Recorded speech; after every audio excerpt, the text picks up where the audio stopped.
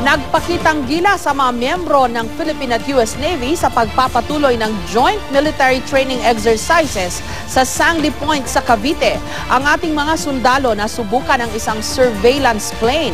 May report si Ian Cruz.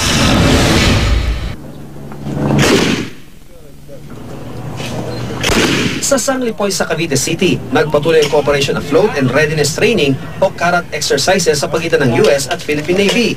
Bukod sa kasanayan sa light machine gun, isa ang operasyon ng surveillance plane sa pinagkaabalahan ng tropang Pinoy at Kano. At maging ang mga taga-media, binigyan ng pambihirang pagkakataong malapitan at mahawakan ito. Magaan ang surveillance plane dahil gawa ito sa Kevlar. Ang battery nito, lithium-ion o gaya ng battery ng cellphone.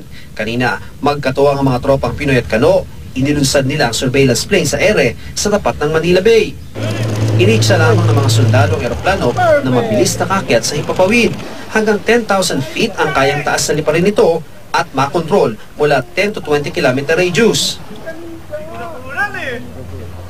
This is very important to help in monitoring the targets during the actual operations. Ang mga sundalong Pinoy at Kano nagsanay din sa kanilang boat formation, partikular sa paghatid ng Navy SEALs sa isang target area. Napakahalaga raw ng kasanayan sa interoperability ng dalawang bansa. Natanong namin ng US at Philippine Navy ukol sa planong pagbigay ng access sa foreign forces gaya ng Amerika sa Subic Bay, pero iwas silang sagutin ito. I hope it does happen. I am not aware of that at the time. That's beyond my knowledge. As far as the troops are concerned, whatever policies the government will set forth, we are going to operate on these policies. Ian Cruz, GMA News.